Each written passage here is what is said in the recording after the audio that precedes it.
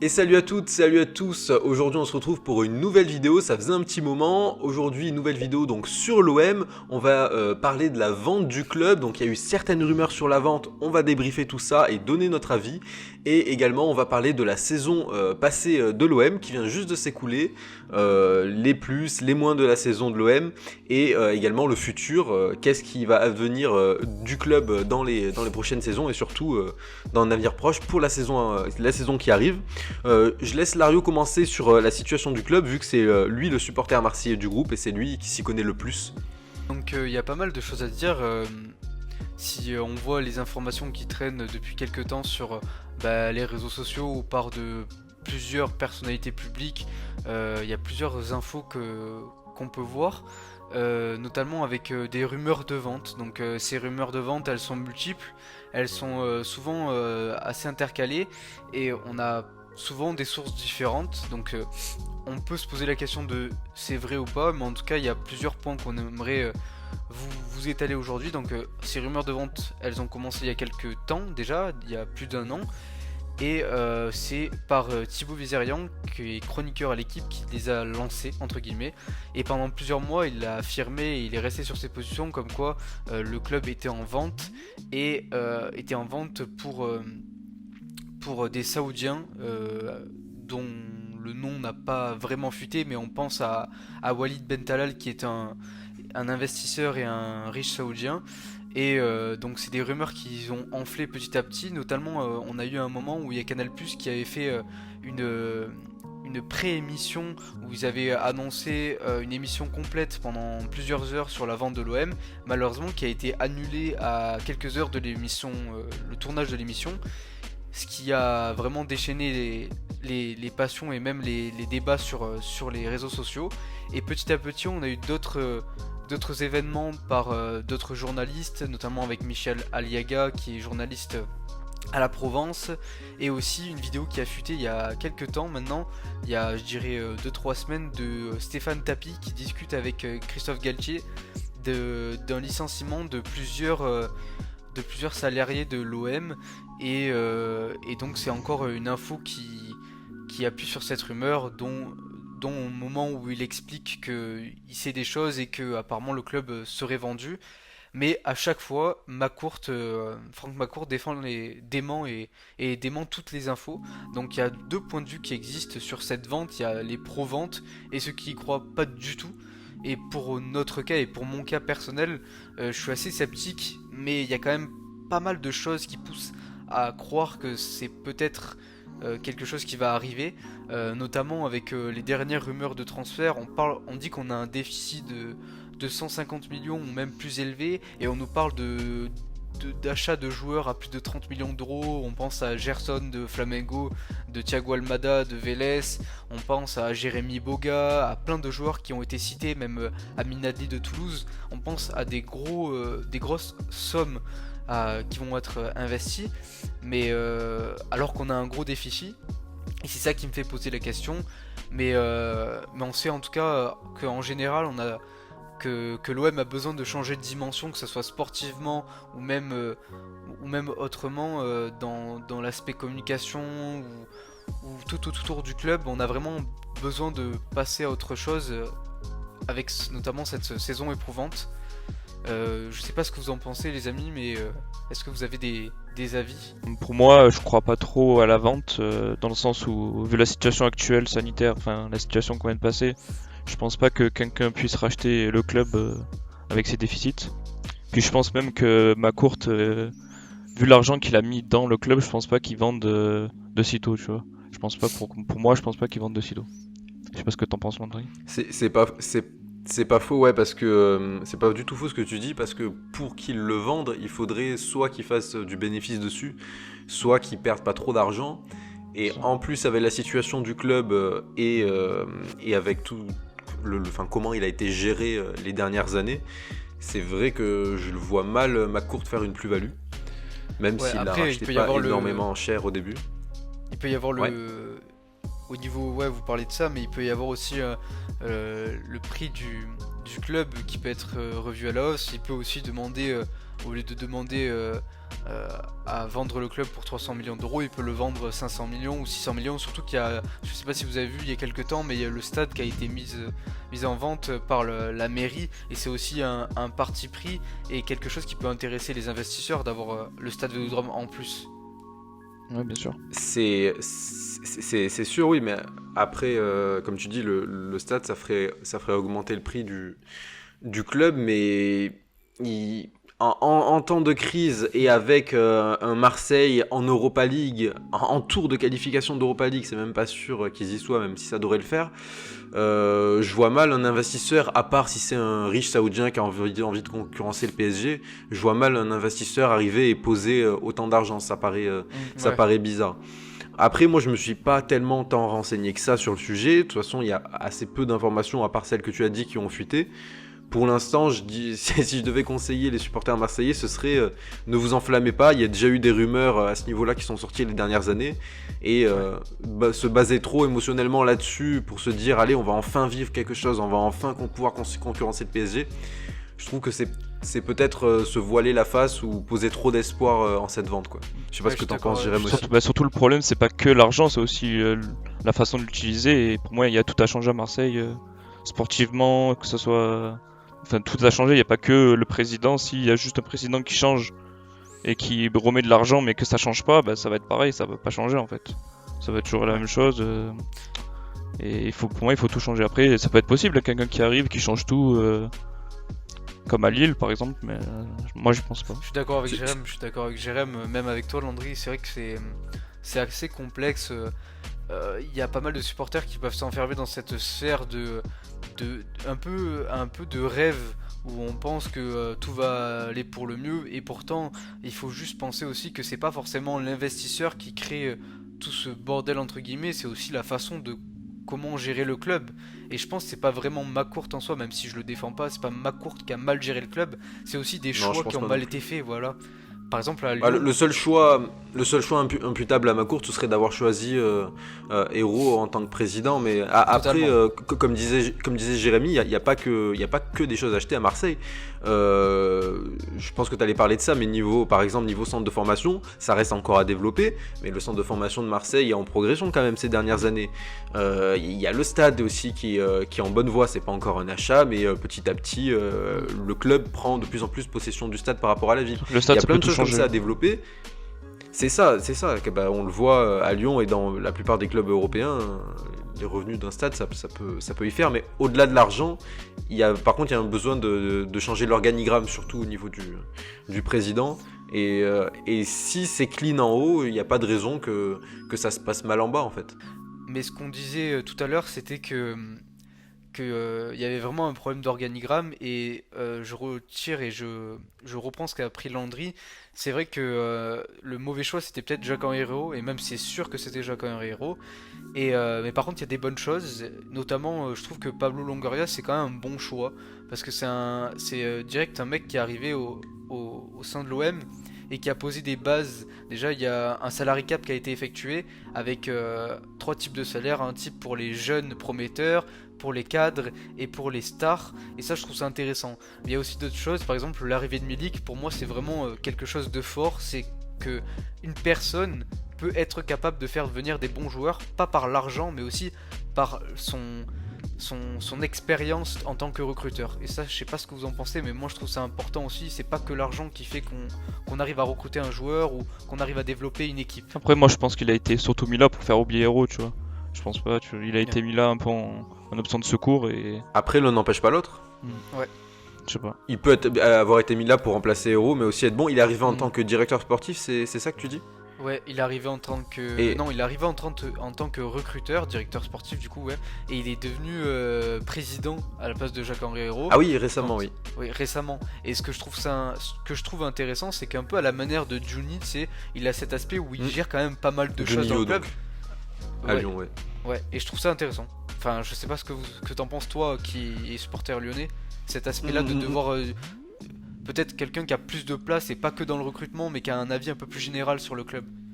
C'est un peu différent quand même parce que Juninho, tout le monde savait qu'il allait pas non plus faire n'importe quoi, même s'il avait pas d'expérience, vu que c'est un ancien du club, qu'il a une certaine philosophie de jeu.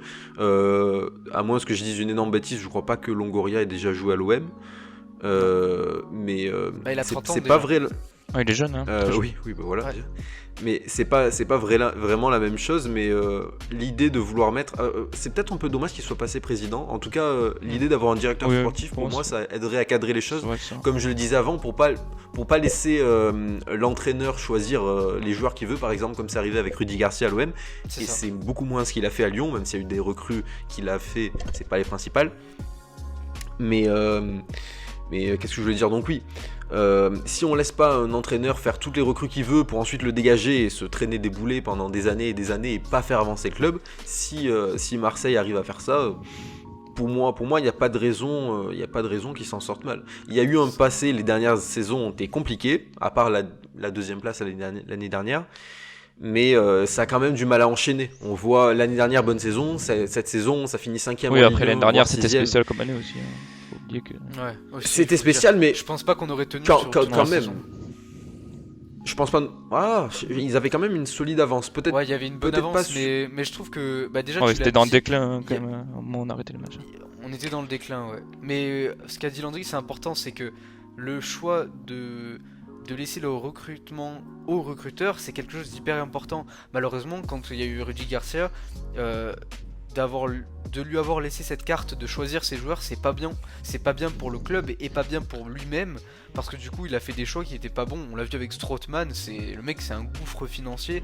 Il a tué les finances du club, un peu à l'image de de Payet quand il est arrivé pour 30 millions d'euros. C'est pas des transferts qui doivent être faits, surtout en temps de Covid. C'est pour Je ça que mettrais tout à pas l'heure, on en Payet parlait. et Strootman sur la même Oui, position quand même. totalement, t'as raison.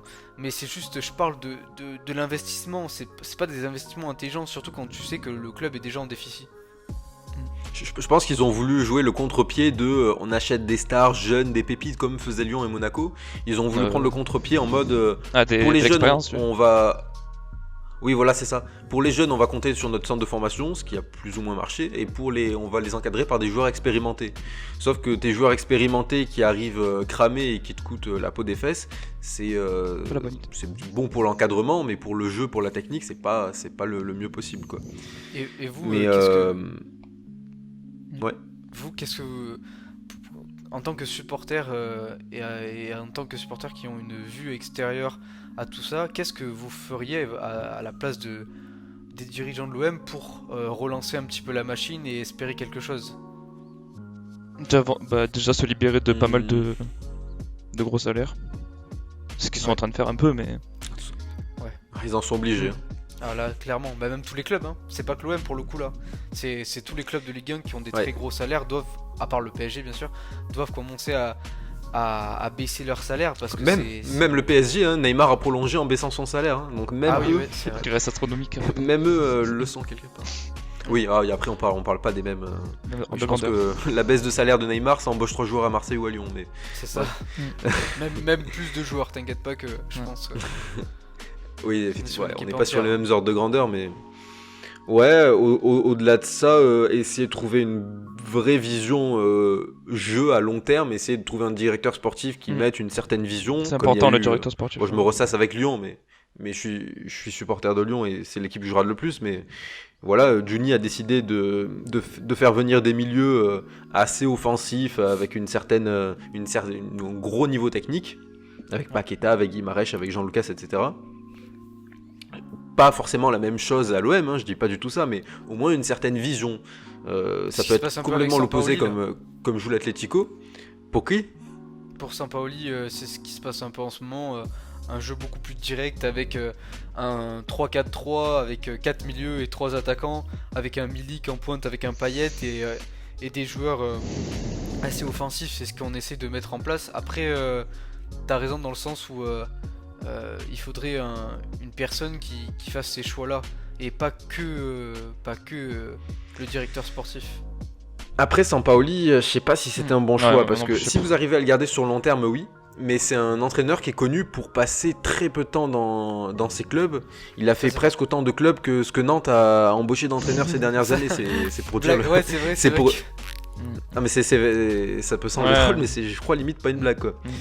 Puis il est pas. Et du coup, ouais, quand tu le vois sur le terrain, il est quand même un peu spécial quand même. Dernier match, il se met un rouge, non ? Tempérament. Il se prend un rouge, mais c'est une totale erreur de l'arbitre. C'est en fait, bon, il crie, mais il dit en gros allez à ses joueurs pour les encourager.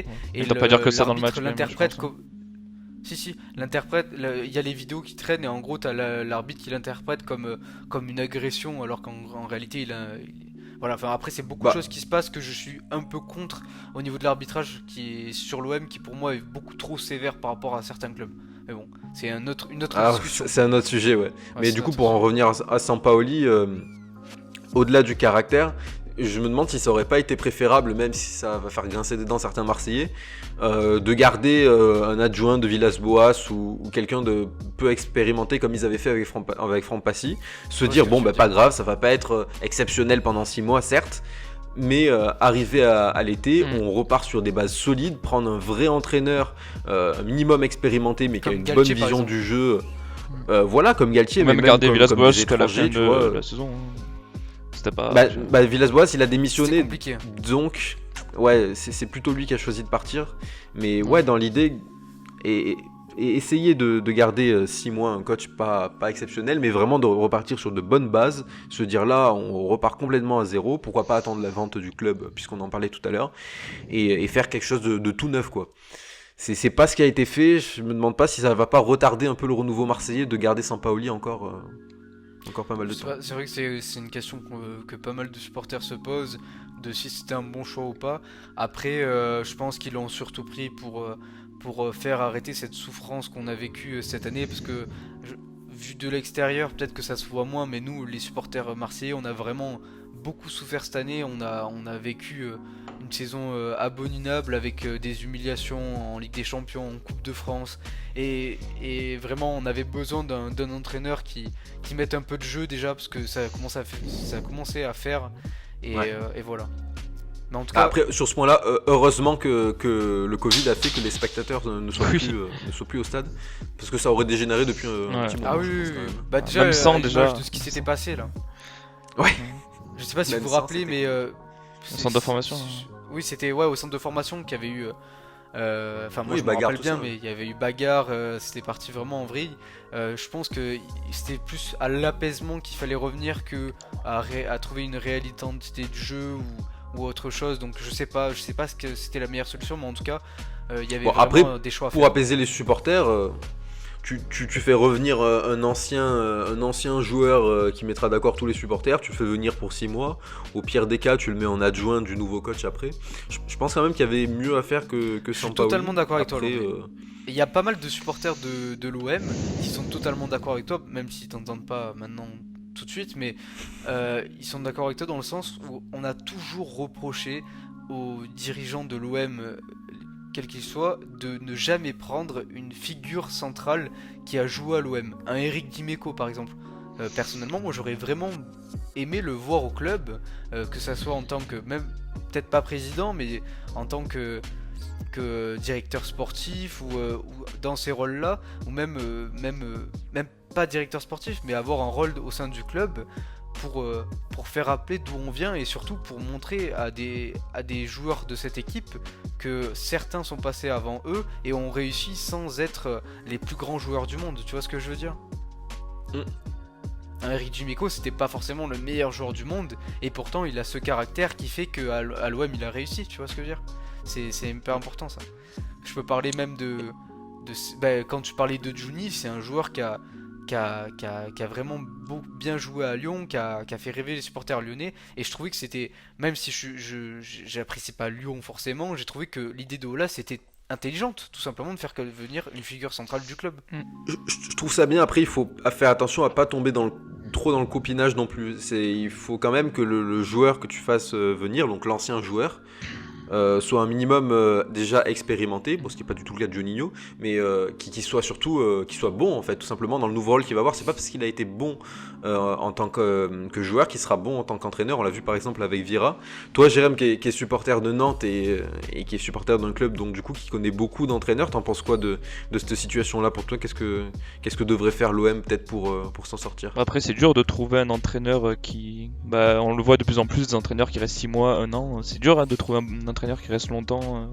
On le voit dans tous les clubs. Lyon, même à Lille, ils vont être champions, il va partir. Tu vois, c'est compliqué. Après, je pense que Sampaoli, c'était peut-être pas le bon choix, mais bon. C'est le choix. C'est ce qu'il y avait de mieux, quoi. Ouais, ce qu'il y avait de mieux, je pense. Ouais, après, ouais, c'était pas le bon choix, je pense que c'est ce qu'il y avait de mieux, c'est tout simplement ça. Bah après, oui, c'est vrai, Alors, il a raison dans un sens. J'ai l'impression que tout est à court terme dans le football moderne, et ça, je trouve ça dommage parce que il n'y a pas de long terme. Il y a 10 ans, on avait vraiment. Voilà, c'est ça. Il y a 10 ans, on avait. Surtout l'OM. L'OM, mais même non, mais en fait, même dans tous les clubs de Ligue 1, si tu regardes bien, Lyon, à part Genesio, il y a personne qui est resté plus de 2-3 ans. Sur ces 10 dernières années. Ça, ouais, c'est vrai. Après, pas qu'au niveau des choix des entraîneurs, mais même à Marseille, j'ai l'impression que en fait, la ferveur des supporters et l'ambiance qu'il y a autour de cette ville et de ce club fait que en fait c'est des extrêmes. Et dans certains clubs où les supporters s'en foutent peut-être un peu plus, c'est pas qu'ils s'en foutent, mais ils sont moins à fond. Ouais. Contrairement à l'OM, où à l'OM, une victoire va être vue comme la meilleure journée de la semaine pour tous les supporters, comme une défaite va être vue comme quelque chose d'abominable, il faut tout remettre en question, tu vois. Ça va dans ces extrêmes-là qui font, qu'à mon avis, c'est ça qui fait que tout va vite à l'OM. Une bonne saison l'année dernière, deuxième en Ligue 1, hop les, saison d'après, dernier de poule en Ligue des Champions et ça finit 5e. C'est toujours des hauts et des bas, des hauts, des bas, des hauts, des bas. Et ça aide pas pour améliorer l'espérance de vie des supporters marseillais, je pense. Bah, c'est que ça nous fatigue. Enfin, je sais que de ce qu'on voit sur Twitter ou même dans les émissions autres que l'équipe ou quoi, même quand on regarde des émissions comme le Fosséen ou quoi, on voit que la plupart des supporters sont fatigués en fait de devoir tout le temps se remettre à une saison de transition. Je sais pas si vous voyez ça comme ça, mais moi je vois ça comme des saisons de transition. Ouais, de fou, c'est ça. C'est une saison de transition. Et j'ai c'est l'impression toujours que une chaque saison de année, transition. Voilà, on a toujours une c'est saison exactement de transition. Transition Ça sur commence quoi à devenir lourd. Il y a pas de projet à long terme, un peu comme à Lille où ça fait 2-3 ans où ils ont un réel projet d'achat de revente, même si c'est pas le meilleur des projets, l'achat-revente, le trading, ça plaît pas à tout le monde de voir un joueur qu'on commence à aimer et qui le voir partir juste parce que c'est l'argent qui compte. Peut-être que ça nous plaît pas, mais au moins ils ont un réel projet qui va sur le long terme. Donc c'est ça. Oublier que Lille, il y a 2 saisons, ils jouent le maintien. Enfin, tu vois, le long terme. Oui, c'est ça, je suis pas tout à fait d'accord avec ça. Ils ont un certain projet, court voire moyen terme, ok, mais long terme, non. Pas long terme. Moi, une équipe qui se base uniquement sur l'achat-revente, ça peut pas durer quelques années, quoi. On l'a vu avec Monaco, ça a été très bien du moment où ils ont été rachetés jusqu'à 2018 à peu près. Et ils sont effondrés complètement. Il n'y a que cette année où ils revivent un peu. Je pense que Lille, ça va pas durer longtemps s'ils continuent à renouveler les 3/4 de leur effectif chaque année et leur entraîneur en plus. Et pour ce coup-là, je suis content qu'à Lyon on n'ait pas adopté pour ça, mais j'espère vraiment pas que Marseille va se diriger là-dessus, parce que pour moi ce serait une fausse bonne idée. Peut-être faire revivre le club pendant 1 ou 2 ans, accrocher 1 ou 2 qualifications d'affilée en Ligue des Champions pour replonger directement après, c'est pas la meilleure chose. Pour moi vraiment, si on devait synthétiser ce qu'on a dit, ce serait plus miser sur le centre de formation, continuer à le développer et miser sur un projet long terme avec pourquoi pas une ancienne figure du club qui viendrait appuyer ça. Je suis totalement d'accord avec vous deux. Je trouve que c'est un beau mot de fin et on espère, enfin moi personnellement j'espère voir le club évoluer et revenir au haut niveau. Mais en tout cas voilà, on aura parlé de ces plusieurs points importants et on espère que ça vous a plu. On se retrouvera sûrement dans une prochaine vidéo pour parler de l'Euro qui arrive, avec des belles surprises. Vous avez vu Karim Benzema qui revient en équipe de France et tout ça. On voulait pas vraiment faire de vidéos parce qu'il y en a eu beaucoup et on préfère sélectionner nos sujets et on espère que ça va vous plaire les vidéos qui vont arriver et on vous fait une bise. Ciao. Ciao. C'est ça, parfait. Ciao ciao.